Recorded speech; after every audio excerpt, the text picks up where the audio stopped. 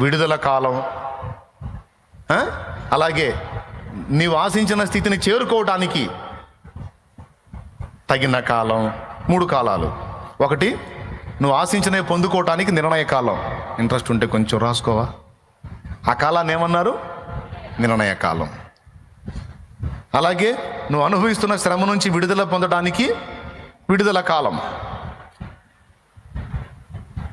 3వది, నువ్వు ఆశించినటువంటి స్థానాన్ని నువ్వు చేరుకోవటానికి తగిన కాలం. 3 కాలాలు ఉన్నాయి కదా.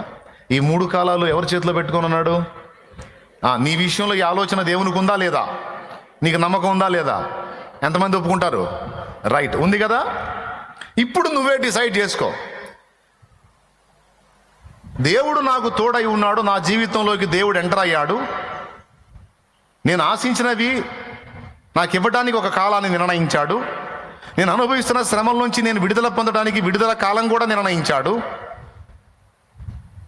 నేను పొందిన అవమానాలకు ప్రతిగా నేను హెచ్చింపబడటానికి తగిన కాలాన్ని కూడా దేవుడు డిసైడ్ చేశాడు. దీన్ని నేను నమ్ముతున్నాను.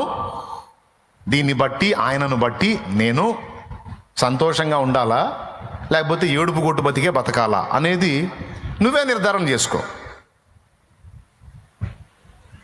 ఎటుకూడి ముందుగతి రానేవచ్చును, నీ ఆశ భంగము కానేరదు అన్నాడుగా. దీన్ని బట్టి నేను ఎలా బ్రతకాలి? హ్యాపీగా బ్రతకాలా, ఏడుస్తూ బ్రతకాలా? నిజంగా దేవుని నువ్వు నమ్మినట్లయితే సంతోషంతోనే బతుకుతావు. దేవుణ్ణి అనుమానిస్తే దుఃఖంలోనే నీ బ్రతుకుని వెళ్ళదీస్తావు.